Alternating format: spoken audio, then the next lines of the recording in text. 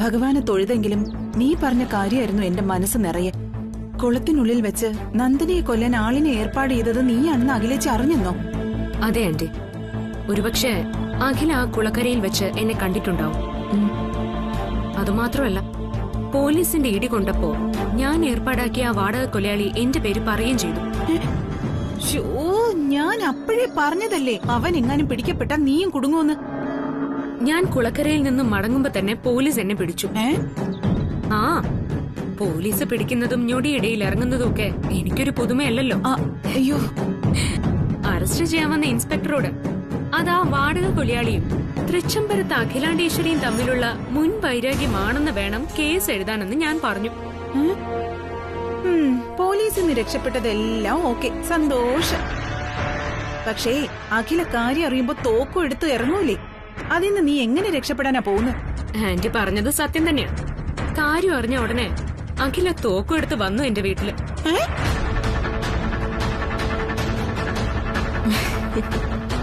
എന്നിട്ട്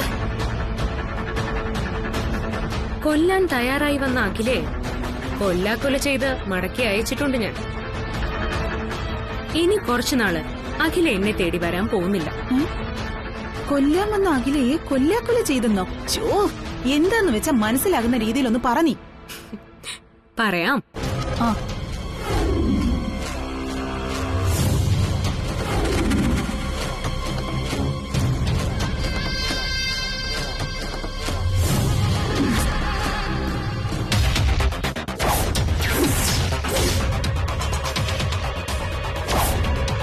ഞാൻ മാത്രമാണ് ശത്രു എന്ന് ആന്റി കരുതിയോ? ആന്റി അറിയാതെ ആന്റിയുടെ ശത്രുക്കൾ തൃച്ചംബരത്ത് തന്നെ ഉണ്ട്. പുറമേ നടക്കുന്ന കാര്യങ്ങളിൽ മാത്രമാണ് ആന്റിക്ക് ശ്രദ്ധ. അതിനാൽ തൃച്ചംബരത്ത് നടക്കുന്ന അന്തർനാടകങ്ങളൊന്നും ആന്റി അറിയുന്നില്ല. പാളയത്തിൽ തന്നെ പട നടത്തുന്ന വീട്ടിനകത്തെ ആന്റിയുടെ ശത്രുക്കളെ ആദ്യം കണ്ടുപിടിക്കും. അതിനുശേഷം വാ എന്നോട് അംഗം വെട്ടാൻ.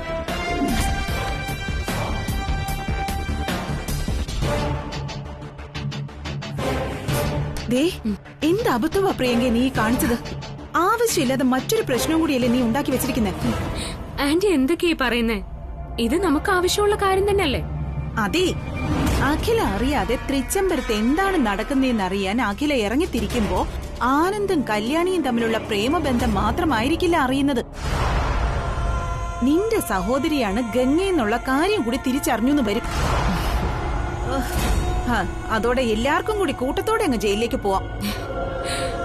പേടിക്കണ്ട ആന്റി. ആന്റി പേടിക്കുന്ന പോലെ ഒന്നും സംഭവിക്കാൻ പോകുന്നില്ല. അഖിലയോട് ഗംഗ എന്റെ ശത്രുവാണെന്ന് ഉറപ്പിച്ചു പറഞ്ഞ ഞാൻ വിട്ടിരിക്കുന്നത്. ഒരുപക്ഷെ എന്നിട്ടും അഖിലയ്ക്ക് ഗംഗയോട് സംശയം തോന്നിയ തെളിവില്ലാതെ അഖില ഒന്നും വിശ്വസിക്കില്ല. ആ തെളിവുകൾ ഒരിക്കലും അഖിലാണ്ടേശ്വരിയുടെ കൈകളിൽ എത്താൻ പോകുന്നുമില്ല. അതിനുള്ളതെല്ലാം ഞാൻ നേരത്തെ ചെയ്തു വെച്ചിട്ടുണ്ട്. തെളിവുകൾ കയ്യിലുള്ളവൻ ഒരു ഭ്രാന്തനെ പോലെ തെരുവിൽ അലയുന്നുണ്ടാവും.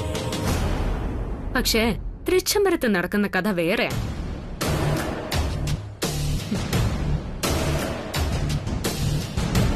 തന്റെ എല്ലാമായ മകൻ തറവാടിന്റെ അന്തസ്സും ആഭിജാത്യവും മറന്ന് അമ്മയുടെ വാക്കുകളെ ധിക്കരിച്ച് അടുക്കളക്കാരിയെ പ്രണയിക്കുന്നറിഞ്ഞ് അഖിലയുടെ കണ്ണിൽ നിന്നും രക്തക്കണ്ണീര് വരണം.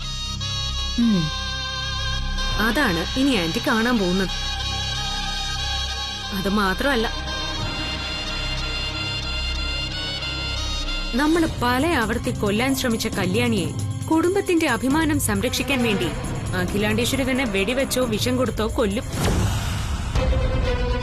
ആ കുറ്റത്തിന് അഖിലാണ്ടേശ്വരി ജയിലിലും ആവും.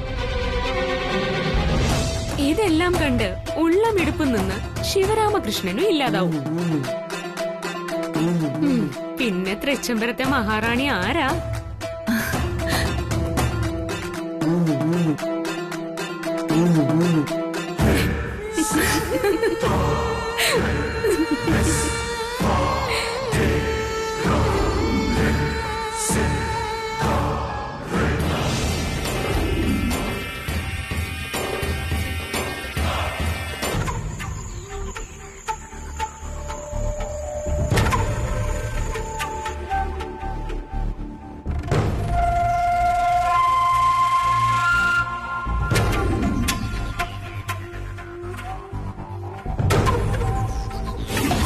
ആഴത്തിൽ നിമഗ്നം ചെയ്യപ്പെട്ടിരുന്ന സ്ഫടിക ശിവലിംഗം നന്ദനയുടെ കൈകളിലല്ല കിട്ടിയത്.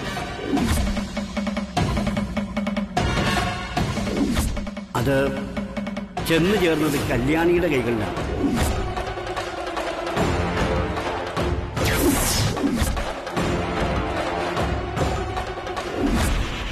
എന്താണിതിൻ്റെയൊക്കെ അർത്ഥമെന്ന് സ്വയം പരിശോധിച്ച് കണ്ടെത്തുക തന്നെയാണ് ബുദ്ധി. ഏതായാലും ഒന്നുറപ്പിച്ചോളൂ, ശിവലിംഗം അതെത്തേണ്ട കൈകളിൽ തന്നെയാണ് ഭദ്രമായി എത്തിയിരിക്കുന്നത്.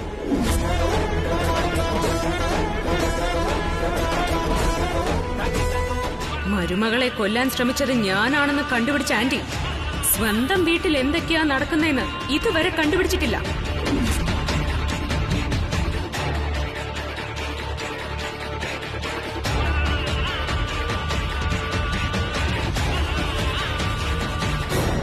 ആ വീട്ടിലുള്ള എല്ലാവരും ചേർന്ന് അത് ആന്റിയുടെ മുമ്പിൽ മറച്ചുവെച്ച് ആന്റിയെ കബളിപ്പിക്കുക. പുറമേ നടക്കുന്ന കാര്യങ്ങളിൽ മാത്രമാണ് ആന്റിക്ക് ശ്രദ്ധ. അതിനാൽ തൃച്ചംബരത്ത് നടക്കുന്ന അന്തർനാടകങ്ങളൊന്നും ആന്റി അറിയുന്നില്ല.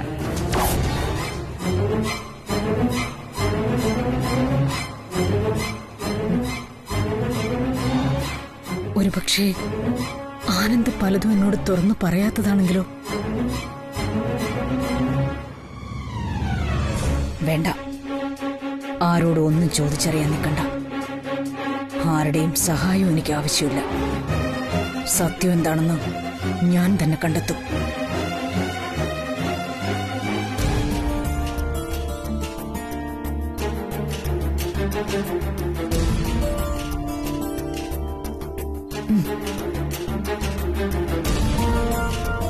ഡാനിയൻകുട്ടാ, അച്ഛൻ വന്നില്ലേ ഇതുവരെ? എങ്ങും പോവെന്ന് പറഞ്ഞതായിട്ട് ഓർക്കുന്നില്ലല്ലോ.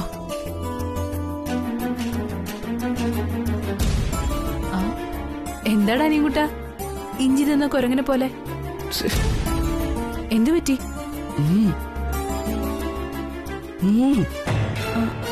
എന്താടാ കഥകളി കാണിക്കുന്നേ? ഓ, ഇന്ന് കണക്കിന്റെ ടെസ്റ്റ് പേപ്പർ ആയിരുന്നല്ലേ? ഒന്നും എഴുതി കാണില്ല. എടാ, കണക്ക് ചെയ്തു പഠിക്കണം, അല്ലെങ്കിൽ മൊത്തത്തിൽ കണക്ക് തെറ്റും. കണക്കൂട്ടലൊക്കെ പഠിച്ചത് എനിക്കാ.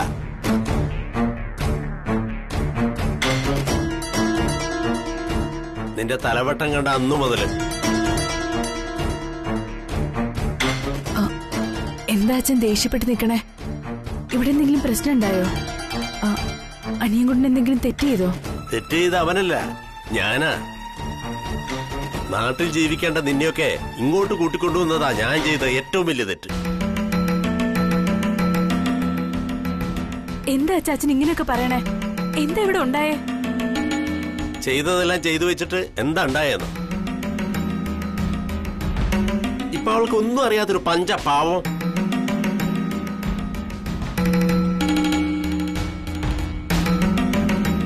തൃച്ചംബരത്തെ കുടുംബക്ഷേത്ര കുളത്തിൽ നീ എന്തിനാ പോയേ? ശരി, പോയത് പോട്ടെ.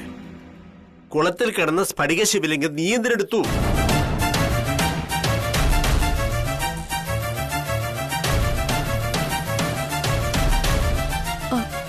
അച്ഛൻ എന്തൊക്കെയായി പറയണേ? അഭിനയിക്കാതെ കല്യാണി, നിന്റെ അഭിനയം എത്രത്തോളം വരുമെന്ന് എനിക്ക് നന്നായിട്ട് അറിയാം. കുളത്തിൽ കിടന്ന സ്ഫടിക ശിവലിംഗം നിന്റെ കയ്യിലാ കിട്ടിയെന്ന് ഗുരുജി അഖില മേഡത്തിനോട് പറഞ്ഞു.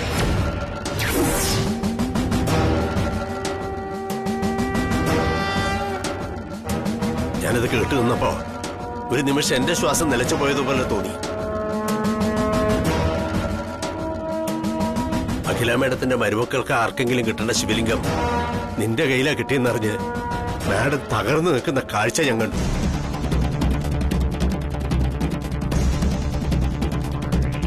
നിനക്കറിയണ്ടേ ഗുരുജി എന്താ പറഞ്ഞെന്ന്?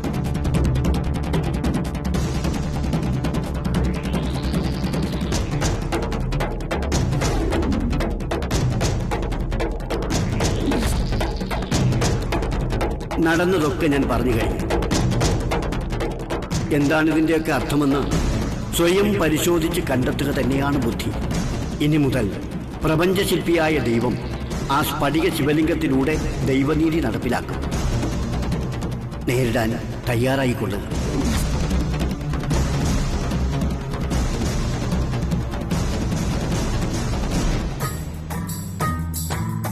ഗുരുജി പറഞ്ഞ കാര്യങ്ങൾ കേട്ട് അഖിലാമ്മയുടെ എന്റെ ഒരു നോട്ടം നോക്കി നിന്ന് നമ്പി ദഹിച്ചുപോയി ഞാൻ. നിനക്ക് ആവശ്യമില്ലാത്ത കാര്യത്തിൽ നീ എന്തിനാ കയറി തലയിടുന്നേ? എന്തിനാ അവരുടെയൊക്കെ സ്വസ്ഥത നശിപ്പിക്കുന്നേ? നീ ആരാ തൃച്ചമ്പലത്തെ? വെറും ഒരു അടുക്കളക്കാരി. അടുക്കളക്കാരിയുടെ ജോലി ചെയ്യണം, അല്ലാതെ അരമനെ കയറി ഭരിക്കാൻ നോക്കരുത്. ഞാൻ പല പ്രാവശ്യവും നിനക്ക് മുന്നറിയിപ്പ് തന്നിട്ടുണ്ട്, താക്കീതും ചെയ്തിട്ടുണ്ട്.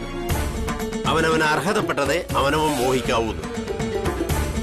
ഇല ചെന്ന് മുള്ളിൽ വീണാലും മുള്ളു വന്ന് ഇലയിൽ വീണാലും കേടുപറ്റുന്ന ഇലയ്ക്കാന്നുള്ള കാര്യം 100% ശരിയാ. അത് മനസ്സിലാക്കണം നീ. ഓ, ഇന്നത്തെ ഉറക്കവും നഷ്ടപ്പെട്ടു. സ്വസ്ഥായിട്ടൊന്ന് ഉറങ്ങിയിട്ട് നാളുകളായി. നീ ഒറ്റൊരുത്തി കാരണം ഉറക്കം നഷ്ടപ്പെട്ട നാളുകളായിരിക്കും. ഇങ്ങനെയും മക്കളുണ്ടാവാൻ സ്വതേ കവിഴ്ത്തി മണ്ണാർശാലയിൽ ഒരു ഉരുളി. മക്കൾ ഇങ്ങനെ ഉണ്ടാവുന്ന ആര് കരുതി? ഓ, ഇതൊന്ന് തീർന്നു കിട്ടിയിരുന്നെങ്കിൽ.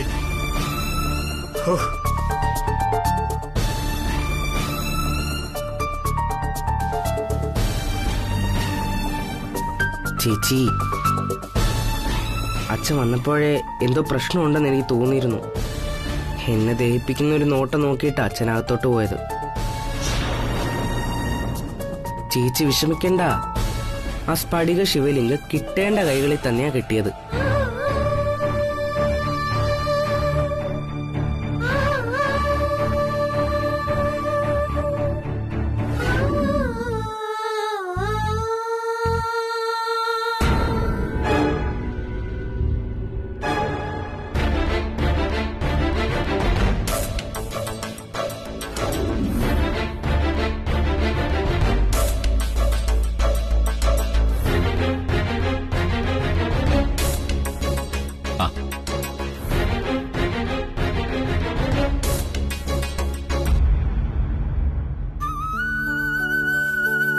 അഖില, ഇന്നെന്താ പുതിയ പ്രശ്നം?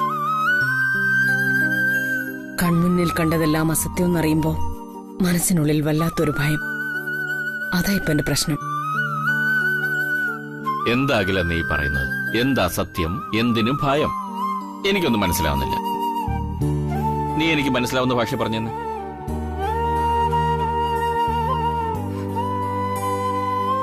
കുളത്തിൽ നിന്നും സ്ഫടിക ശിവലിംഗം നന്ദനയ്ക്ക് കിട്ടിയെന്നല്ലേ നമ്മളെല്ലാം വിചാരിച്ചിരുന്നത്? അതെ, അത് സത്യമല്ലേ? സത്യം അതല്ല. സ്ഫടിക ശിവലിംഗം നന്ദനയുടെ കയ്യിലല്ല കിട്ടിയത്, കല്യാണിയുടെ കയ്യില.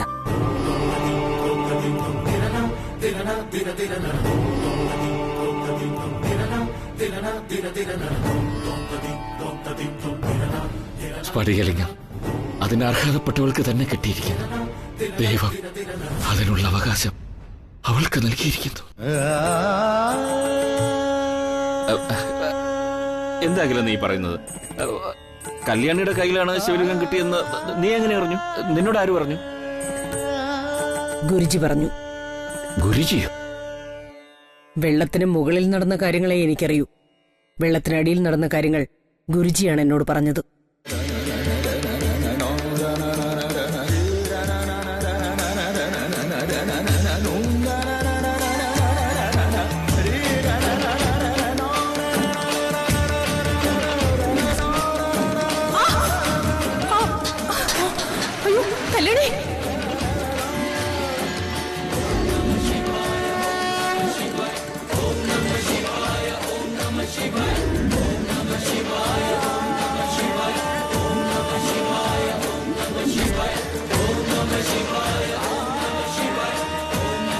എല്ലാ കാര്യത്തിലും സമാധാനം മാത്രം പറയുന്ന ഗുരുജി ഈ കാര്യത്തിൽ എന്താ ഇങ്ങനെ പറഞ്ഞെന്ന് എനിക്ക് മനസ്സിലാവുന്നില്ല.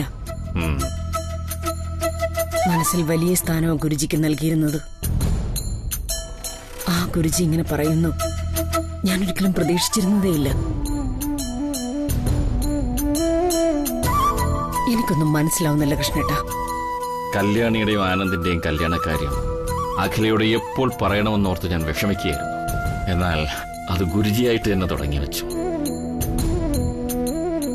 അഖില, ഗുരുജിക്ക് മനസ്സിൽ വലിയ സ്ഥാനം കൊടുക്കുന്നെന്ന് കരുതി ഗുരുജിക്ക് സത്യം തുറന്നു പറഞ്ഞല്ലേ പറ്റൂ. ഇക്കാര്യം അങ്ങനെ സംഭവിക്കേണ്ടതാണെങ്കിൽ അങ്ങനെ തന്നെ സംഭവിച്ചല്ലേ പറ്റൂ. ഗുരുജിയും അത് തന്നെയാ പറഞ്ഞു. ആര് വിചാരിച്ചാലും വിധിയെ മാറ്റാൻ സാധിക്കില്ല. ആ വിധിയുടെ തീരുമാനത്തെ നേരിടാൻ നീ തയ്യാറായിക്കൊള്ളൂ എന്നാണ് ഗുരുജി പറഞ്ഞതിന്റെ അർത്ഥം. അതിന് മനസ്സിനെ പാകമാക്കാൻ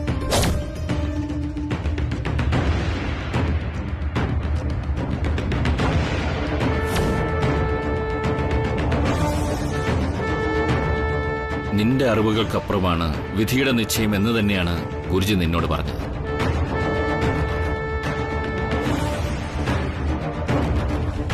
ഇപ്പൊ നോക്ക്, ഈ കുടുംബത്തിലെ മൂത്ത മരുമകൾക്ക് കിട്ടേണ്ട അംഗീകാരം ദൈവഹിതമനുസരിച്ച് കല്യാണിക്കാണ് കിട്ടിയിരിക്കുന്നത്. ഈ വിധി നിശ്ചയത്തെ നമുക്ക് തടയാനാവൂ? കൃഷ്ണേട്ടൻ എന്താ പറഞ്ഞേ? ഇതാണ് പറ്റിയ സന്ദർഭം എന്ന് കരുതി എന്റെ മനസ്സ് മാറ്റാൻ നോക്കുന്നു. അല്ല, വേണ്ട, മനസ്സിലാവുന്നുണ്ട് എനിക്കെല്ലാം.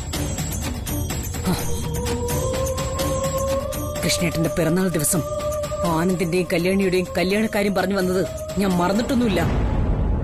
കല്യാണിയെ ഞാൻ എന്റെ മരുമകളായിട്ട് അംഗീകരിക്കണമെന്ന്. ഇപ്പോഴും കൃഷ്ണേട്ടൻ പറഞ്ഞു വരുന്നത് അതേ കാര്യം. അത് നടപ്പിലാക്കിയെടുക്കാനുള്ള തന്ത്രം. ഇല്ല, ഗുരുജി പറഞ്ഞതുകൊണ്ട് വേണ്ട, കൃഷ്ണേട്ടൻ ഒന്നും സംസാരിക്കണ്ട. ആനന്ദിന്റെയും കല്യാണിയുടെയും ജാതകം നോക്കിയ ജ്യോത്സ്യരും പറഞ്ഞു ഭാര്യ ഭർത്താക്കന്മാരുടെ ജാതകമാണെന്ന്. വിധി പോലെ ഇത് നടക്കുമെന്നും പറഞ്ഞു. എന്നുവെച്ച് ഞാനത് അംഗീകരിക്കണമെന്നുണ്ടോ? വേറെ ഏതൊരു കാര്യമാണെങ്കിലും വിധിയാണെന്ന് കരുതി ഞാനങ്ങ് വിട്ടുകളഞ്ഞേനെ. പക്ഷേ ആനന്ദിന്റെ കല്യാണക്കാര്യത്തിൽ അങ്ങനെ ഒന്നില്ല. ഇത് തൃച്ചംബരം തറവാടിന്റെ പ്രശ്നം, എന്റെ പാരമ്പര്യത്തിന്റെ അഭിമാനത്തിന്റെ പ്രശ്നം. വിശ്വസിപ്പിക്കാൻ അത് വിധിയാണെന്ന് ആരെങ്കിലും പറഞ്ഞ ആ വിധിയോട് ഞാൻ മത്സരിക്കും. എന്റെ തറവാടിന്റെ അന്തസ്സിനു വേണ്ടി ഒരാളോടും ഒരു വിട്ടുവീഴ്ചയ്ക്കും ഞാൻ തയ്യാറല്ല.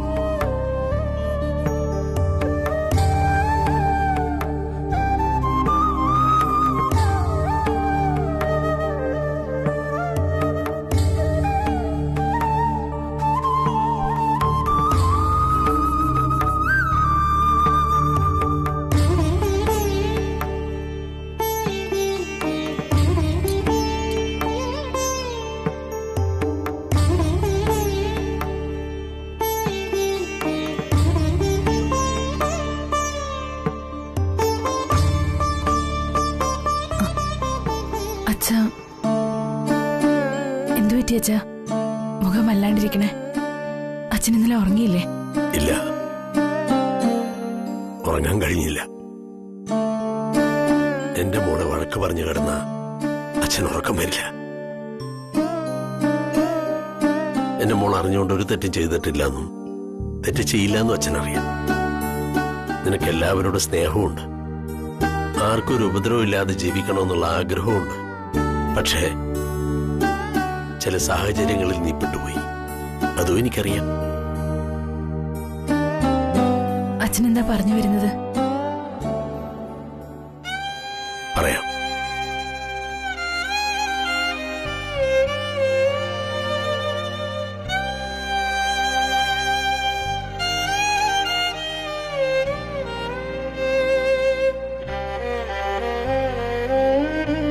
നീ അഖില മേഡത്തെ നിന്റെ ജീവനേക്കാൾ ഉപരി സ്നേഹിക്കുന്നില്ലേ? എന്താ അച്ഛൻ അങ്ങനെ ചോദിക്കുന്നേ? ആ കാര്യത്തില് അച്ഛന് സംശയമുണ്ടോ? ഒരു സംശയമില്ല. നിനക്ക് അഖില മേഡത്തിനുള്ള സ്നേഹം വാക്കുകളിൽ മാത്രമല്ല പ്രവൃത്തിയിലും ഉണ്ടെന്ന് നീ തെളിയിച്ചിട്ടുണ്ട്. അതിന് ഞാൻ സാക്ഷിയാണ്. അതേ സ്നേഹം അഖില മേഡത്തിന് നിന്നോടുണ്ട്. അതുകൊണ്ട് തന്നെ അഖില മേഡത്തിന്റെ ഉറച്ച ചില വിശ്വാസങ്ങളെ പറ്റി നമ്മൾ മനസ്സിലാക്കണം. തൃച്ചംബരത്തെ അഖിലാണ്ടേശ്വരി പുരാതനമായ ഒരു രാജകുടുംബത്തിൽ ജനിച്ചു വളർന്ന കുലീനയായ ഒരു സ്ത്രീയാണ്. പാരമ്പര്യത്തെ അനുസരിച്ച് ജീവിച്ച കാരണവന്മാരുടെ കൊച്ചുമകളായി ജനിച്ചവൾ.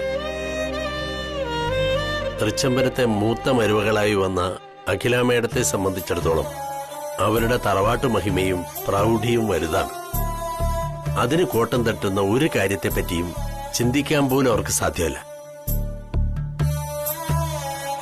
പൊതുസമൂഹത്തിൽ അവരുടെ സ്ഥാനം വളരെ വലുതാണ്. എല്ലാ കാരണങ്ങൾ കൊണ്ടും മേഡത്തിന് ഇനി താഴോട്ട് ഇറങ്ങി വരാനായി പറ്റില്ല. അങ്ങനെയുള്ള അഖില മേഡത്തിന്റെ മകൻ ഒരു അടുക്കളക്കാരിയെ ഇഷ്ടപ്പെട്ടു എന്ന് കേട്ടാൽ മേഡം അതിനെ എതിർക്കും. മാഡത്തിന്റെ ഉറച്ച തീരുമാനത്തിന്റെ മുമ്പിൽ മാഡം തോറ്റുപോയാൽ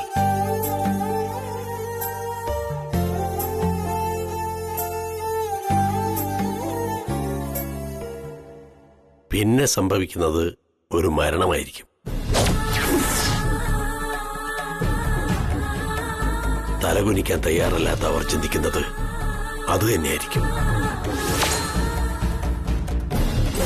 മാഡം ആത്മഹത്യ ചെയ്യും.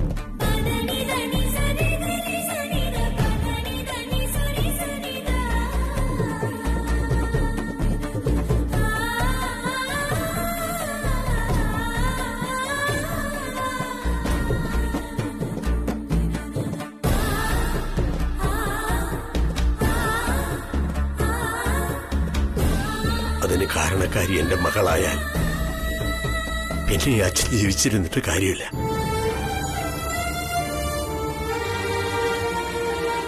അച്ഛനും പിന്നെ ജീവിതമില്ല. ഇതെല്ലാം ഒഴിവാക്കാൻ ഒരേ ഒരു മാർഗ്ഗമേ ഉള്ളൂ. അതിന് എന്റെ പൊന്നുമോള് വിചാരിക്കണം.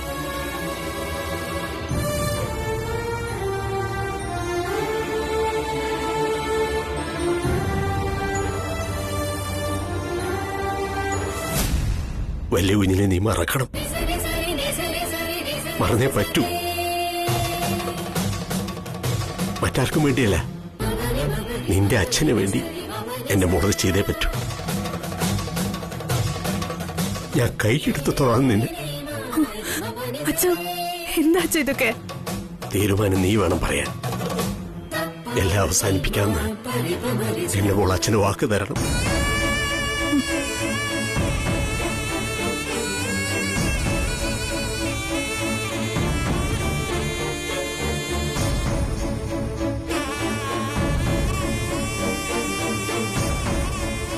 നീ എന്തു പറയുന്നു?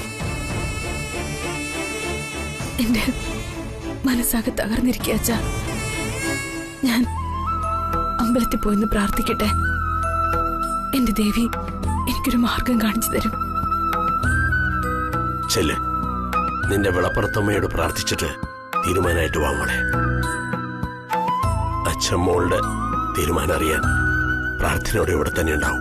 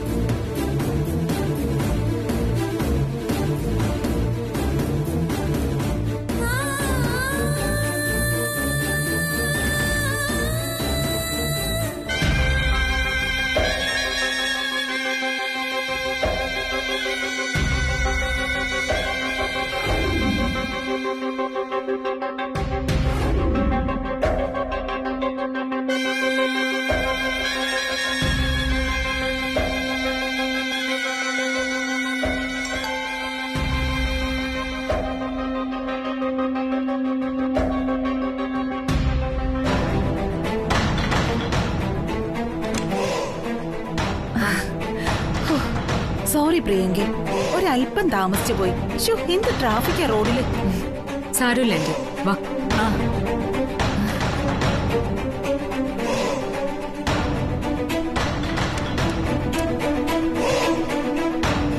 വാ.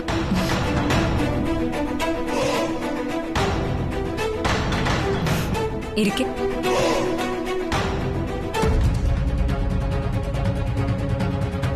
അല്ല, എന്തിനാ ഇന്നെ അത്യാവശ്യമായി കാണണമെന്ന് പറഞ്ഞ് വിളിപ്പിച്ചത്? അത് പറയാം. അതിനു മുമ്പ് ഞാനൊന്ന് ചോദിച്ചോട്ടെ, തൃച്ചംബരത്ത് എന്തെങ്കിലും പുതിയ വിശേഷമുണ്ടോ? അവിടെ പ്രത്യേകിച്ച് വിശേഷമൊന്നുമില്ല. ഇനിയിപ്പോ വരാൻ പോകുന്ന വിശേഷം എന്ന് പറയുന്നത് ആനന്ദിന്റെ പിറന്നാളാ. ഇനി പിറന്നാൾ ദിവസം ആനന്ദ് കല്യാണിയോടുള്ള പ്രണയം അഖിലയോട് പറഞ്ഞ് കല്യാണ സമ്മതം വാങ്ങിക്കൂന്നായി എനിക്ക് സംശയം.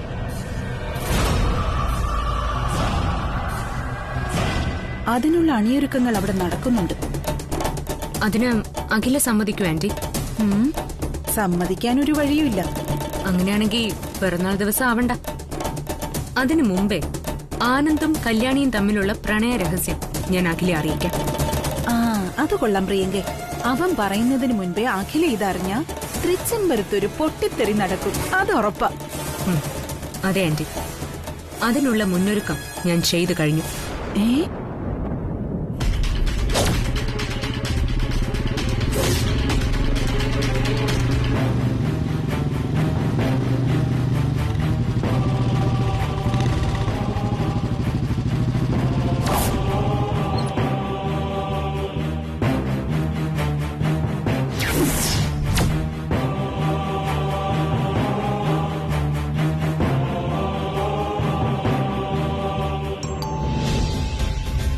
ആ, ഒരു മിനിറ്റ്. ആ,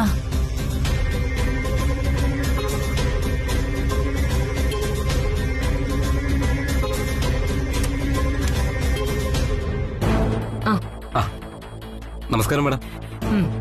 വരൂ. ആ,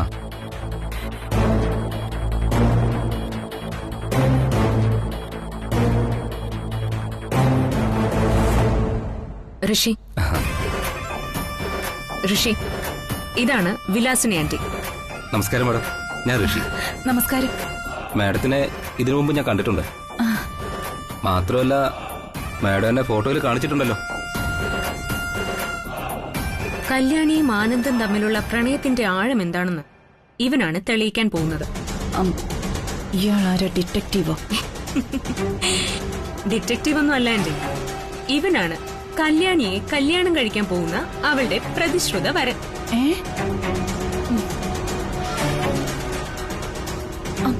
നീ ഇതെന്തൊക്കെയാ പറയുന്നേ? ആന്റിക്ക് അറിയാലോ, കല്യാണിയും ദാസേട്ടനും ഒക്കെ ഒരുതരം സെന്റിമെന്റൽ ജീവികളാണ്. അതുകൊണ്ട് തന്നെ അവരോട് മുള്ളിനെ മുള്ളുകൊണ്ടെടുക്കുന്ന വിദ്യ വേണം പ്രയോഗിക്കാൻ. അതെങ്ങനെയാണെന്ന് ഞാൻ പറഞ്ഞുതരാം.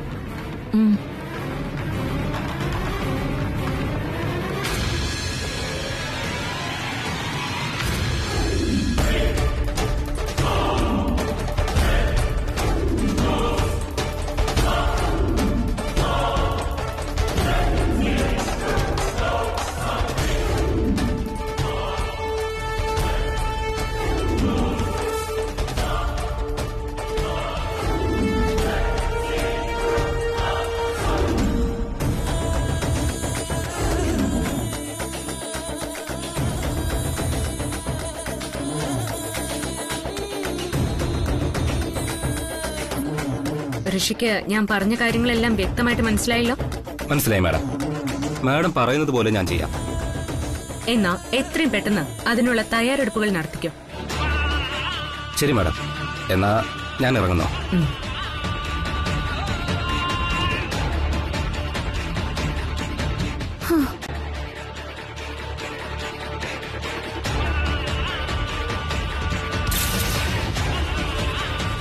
കൊള്ളം പ്രിയങ്കെ. അത് ഔട്ട് ഹൗസിലേക്കല്ല, അഖിലയുടെ മുമ്പിലേക്ക് വേണം ആലോചനയായിട്ട് ചെല്ലാൻ. അതെ ആന്റി, അങ്ങനെ തന്നെയാണ് പ്ലാൻ ചെയ്തിരിക്കുന്നത്. ഇനിയുള്ള എല്ലാ കാര്യങ്ങളും ഋഷിയുടെ മിടുക്ക് പോലെ ഇരിക്കും.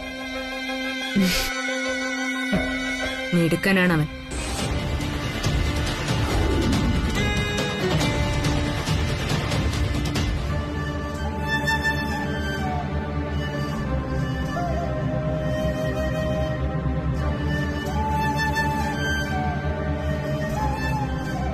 ചേച്ചി അമ്പലത്തിലേക്ക് പോയിരിക്കുക. എന്ത് തീരുമാനം എടുക്കുമെന്നും അറിയില്ല. വല്യനോട് പറഞ്ഞാലോ? പറയാം. വല്യു ഇങ്ങനെ ചേച്ചിയുടെ അടുത്തേക്ക് പറഞ്ഞുവിടാം.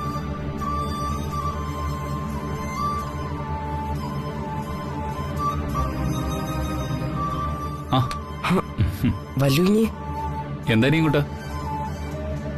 ഞാൻ വല്യുവിനെ കാണാൻ അങ്ങോട്ട് വരണമെന്ന് ആലോചിക്കായിരുന്നു. എന്തു പറ്റി? നിന്റെ ചേച്ചി എവിടെ? ക്ഷേത്രത്തിലേക്ക് പോയിരിക്കുക വല്യുവിനെ. ഓ, ഇവിടെ ഒരു കാര്യം ഉണ്ടായി. എന്ത് കാര്യം?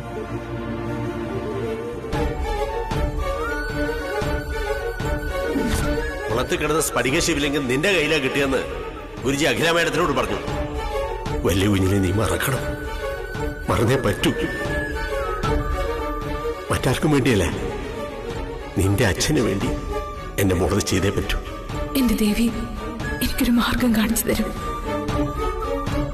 ചെല്ല്, നിന്റെ വിളപ്പുറത്തമ്മയോട് പ്രാർത്ഥിച്ചിട്ട് തീരുമാനമായിട്ട് വാങ്ങണേ.